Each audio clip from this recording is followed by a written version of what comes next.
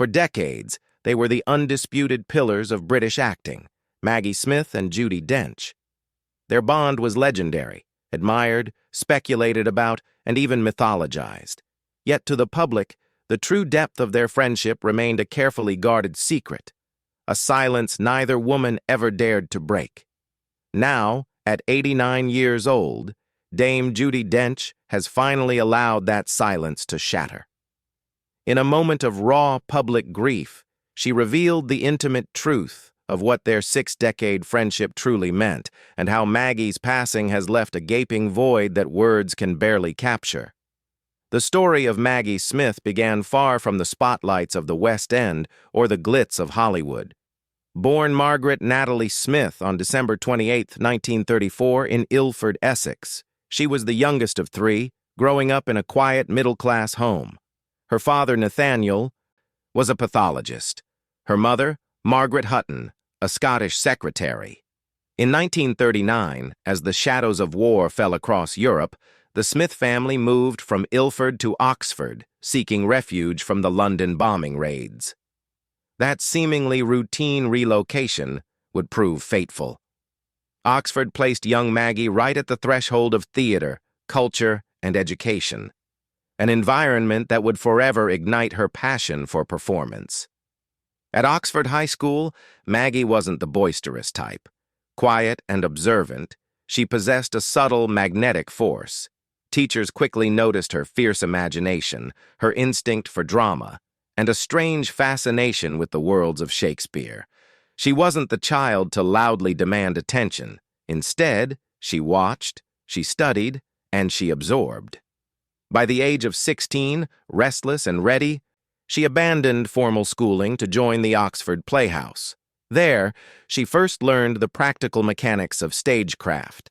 At just 17, she was already standing in the spotlight as Viola in Twelfth Night. For Maggie, this was no child's play.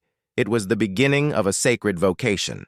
Her unshakable ambition propelled her to London's legendary Royal Academy of Dramatic Art, RADA. Admission was brutal, but her audition was an explosion of raw, unpolished brilliance that instantly marked her as exceptional. At RADA, she mastered voice, movement, and classical interpretation, the bedrock of her monumental career. By the early 1950s, she'd joined the Oxford Playhouse Repertory Company. The relentless, quick-fire rotation of plays forced her to devour roles, sharpening her memory and forging her emotional intelligence like a sword. From comedy to crushing tragedy, Maggie proved she could hold the stage against the most seasoned veterans. She was only in her early 20s, but her path was fixed. She wouldn't just perform, she would endure, becoming one of the greats. By the late 1950s, Maggie Smith had definitively outgrown the small stages of Oxford. In 1959, she ascended to the Old Vic, London's most storied theater company, a place where reputations were either immortalized or destroyed under the immense weight of Shakespearean drama. Here, Maggie stepped into the canon's greatest female roles, Desdemona in Othello, Viola in Twelfth Night, and Cleopatra in Antony and Cleopatra. Each demanded an impossible blend of subtle shifts, vulnerability, and sheer command. Critics and audiences recognized something utterly extraordinary: Smith's unique ability to perfectly balance restraint with blistering intensity, delivering emotions that felt entirely unforced, yet profoundly cutting. Her time at the Old Vic inevitably drew her into the orbit of Laurence Olivier, Britain's most celebrated actor and the founding director of the brand new National Theatre Company. Olivier, recognizing her undeniable genius, invited her to join his company in the early 1960s. But admiration is not harmony. Beneath the high-wattage stage lights, a fierce, unsettling rivalry began to simmer.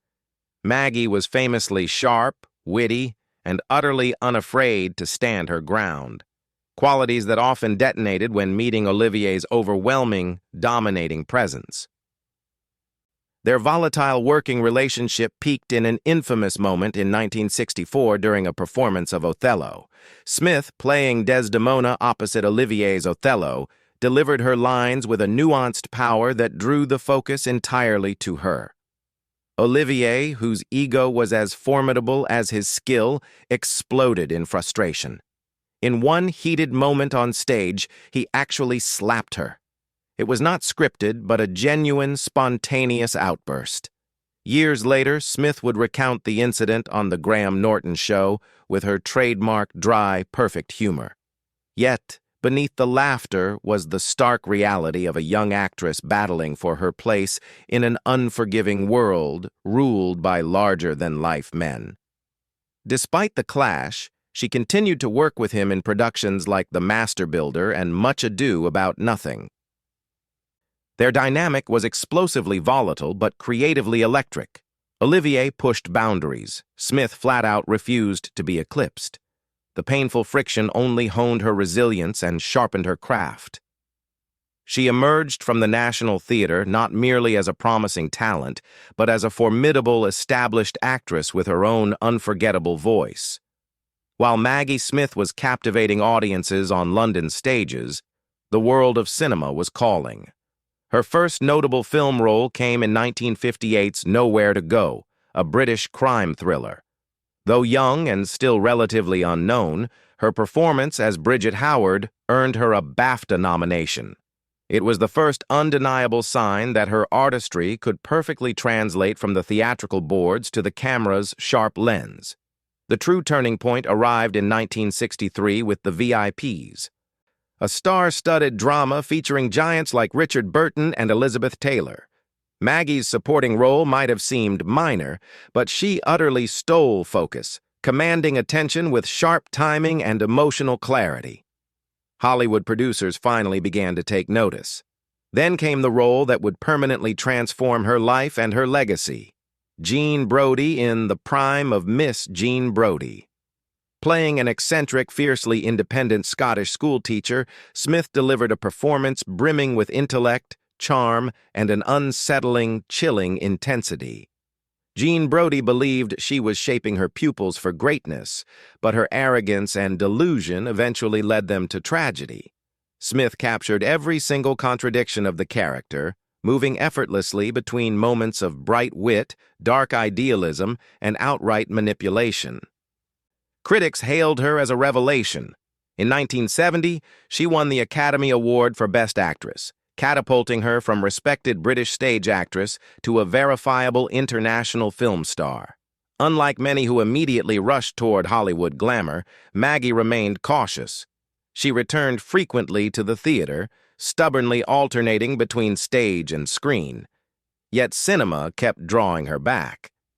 In 1978, she appeared in Neil Simon's bittersweet comedy California Suite, playing Diana Barry, an actress enduring both brutal professional disappointment and crippling marital struggles. Smith infused the role with a piercing mixture of biting humor and aching sadness. For this beautifully textured performance, she won her second Academy Award, this time for Best Supporting Actress. Behind the curtain of awards and applause, Maggie Smith's private life held struggles as dramatically painful as any role she ever played. In the 1960s, she married actor Robert Stevens, a charismatic performer with equal parts talent and crippling turbulence. Their marriage began full of promise, two brilliant actors sharing the stage and screen. But behind closed doors, Stevens battled crippling alcoholism and erratic moods. His career faltered, and their relationship crumbled under the crushing weight of infidelity and emotional strain.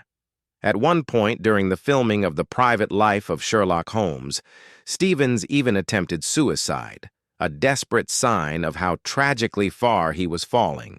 For Maggie, the ultimate breaking point came when she discovered that Stevens had been carrying on an affair with his own receptionist. The secret was revealed not by him, but by his dentist friend. The betrayal cut her deeply. After 6 agonizing years of attempting to hold together a marriage fraught with pain, she filed for divorce in 1973. The separation forced her to raise their two sons, Chris Larkin and Toby Stevens, largely on her own. Toby, who would later achieve fame himself in Die Another Day and Black Sails, has spoken openly of the difficulties of growing up in a household overshadowed by turmoil. Yet, he has always credited his mother with being a steady, unbreakable grounding force. After the divorce, fate surprisingly led Maggie back to a man who had loved her from afar for years, playwright Beverly Cross. They had first met in the 1950s, and Cross had even proposed once, but timing and circumstances kept them apart. By the mid-1970s, both were finally free, and this time, the bond held fast. They married in 1975, beginning a partnership that provided a rare stability in her life, a source of unwavering encouragement and love that helped shield her from the industry's chaos. His sudden death in 1998 devastated her. Maggie later admitted that she never remarried because no one could ever replace him. Alongside these immense personal upheavals, Maggie faced serious health battles. In the 1980s, she was diagnosed with Graves' disease, an autoimmune condition that affected her thyroid. She underwent radiotherapy and surgery, but fiercely continued to act, absolutely refusing to let illness define her. Then, in 2007, during the filming of Harry Potter and the Half-Blood Prince, she was diagnosed with breast cancer. She underwent chemotherapy treatments, all while continuing to work on set as Professor McGonagall. Later, she admitted the treatments had left her knocked sideways, but quitting was never a choice. Acting was both her anchor and her most powerful weapon against despair. By the dawn of the 2000s, Maggie Smith had already earned her reputation as one of Britain's greatest living actresses. Yet, astonishingly, her most globally recognized roles were still ahead. In 2001, she stepped into the familiar robes of Professor Minerva McGonagall in Harry Potter and the Philosopher's Stone. For an entire generation of younger viewers, she wasn't the Oscar-winning star of Jean Brodie or California Suite, but the stern, sharp-witted deputy headmistress of Hogwarts. From the very first film, Maggie embodied McGonagall with equal parts authority and hidden warmth. She could silence an entire room with a single sharp glance, yet her deep compassion for her students shone through every scene. Throughout all 8 films, she became a universal symbol of loyalty, courage, and quiet, formidable strength. Even while secretly enduring chemotherapy during the filming of The Half-Blood Prince, she delivered her lines with the same absolute precision and dignity that defined her career. For millions of children worldwide, she became the living embodiment of wisdom itself. Not long after the final Harry Potter film, Maggie found herself at the very heart of another massive cultural phenomenon, Downton Abbey. Debuting in 2010, the period drama transported audiences into the aristocratic lives of the Crawley family. As Violet Crawley, the Dowager Countess of Grantham, Maggie once again stole every single scene. With her razor-sharp delivery, cutting wit, and hidden, surprising tenderness, she became the undisputed voice of the series. Whether she was questioning the purpose of a weekend or expertly dismantling her rivals with a single perfect sentence, Violet's one-liners became instantly iconic. The show was a global sensation across more than 100 countries, and Maggie's performance earned her an avalanche of accolades, including 3 Primetime Emmy Awards. For someone already so deeply celebrated in Britain, this was a breathtaking second wave of fame that effortlessly extended her reach across generations and continents. Young fans who had discovered her in Harry Potter eagerly followed her again in Downton Abbey, firmly cementing her place as a cultural icon for the 21st century. Amidst Maggie Smith's towering public career, one constant, silent thread was her profound friendship with Judi Dench. They first crossed paths in the 1950s at the Old Vic, 2 young actresses hungry for opportunity, sharing chaotic dressing rooms, and even competing for the same roles. From the very start, they were magnificent opposites in temperament. Maggie with her famously sharp, dry wit, Judi with her signature warmth and lightness. Yet, those differences only drew them closer, forging a bond that was fireproof. Over the decades, their paths intertwined again and again. In film, they played opposite each other in A Room with a View, Tea with Mussolini, Ladies in Lavender, and The Best Exotic Marigold Hotel. On stage, they captivated audiences in David Hare's play, The Breath of Life. Their natural, deep chemistry, built on trust and decades of shared experience, shone brightest in the 2018 documentary Nothing Like a Dame, where audiences witnessed their riotous laughter, gentle teasing, and deep, palpable affection, alongside fellow greats Eileen Atkins and Joan Plowright. To the public, there was constant, baseless speculation of rivalry. After all, both women were regularly nominated for the exact same awards and were the undeniable titans of British acting. Yet both rejected the idea entirely. Judi once stated simply, "Maggie is one of my closest friends. I couldn't do half of what she does." Maggie, with her characteristic dry humor, added that anyone who thought they were rivals had clearly never seen them laughing together over tea. That laughter came to a heartbreaking permanent end in September 2024 when Maggie Smith died peacefully in hospital at the age of 89, surrounded by her devoted family and friends. Her sons released a statement. She leaves 2 sons and 5 loving grandchildren who are devastated by the loss of their extraordinary mother and grandmother. For Judi Dench, the loss was deeply personal, an internal collapse. Just days later, at the Cheltenham Literature Festival, she was asked on stage about grief. Dench had once described grief as petrol, an energy that fuels you. But when she tried to answer, her voice utterly broke. "I suppose because the energy that's created by grief," she began, before trailing off in uncontrollable tears. The audience fell silent, witnessing the raw, visceral mourning of one dame for another. Later, Judi revealed her most intimate, beautiful tribute. At her home in Surrey, she maintains a private forest where she plants trees in memory of her dearest departed friends. Alan Rickman, Helen McCrory, Natasha Richardson, all are remembered there. For Maggie, she planted a crabapple tree. On the very day of the funeral, her gardener found her a single, perfect crabapple from that tree. Judi carried it, held close in her pocket, throughout the entire service. "It was a very nice thing to have," she said quietly. That single, small, humble fruit, held close to her heart, was her final, tender way of keeping Maggie with her one last time. Their friendship spanned more than 6 decades. It survived the turbulent storms of fame, crippling illness, and immense personal tragedy. And in Judi's heartbreaking grief, the world saw not just the death of a legendary actress, but the shattering of a bond that had quietly defined an entire era of British theater and film. Their story is a powerful testament to brilliance, unshakable loyalty, and a heartbreaking final loss. Maggie Smith gave the world unforgettable performances, but perhaps her greatest, most enduring role was the friend she became to Judi Dench.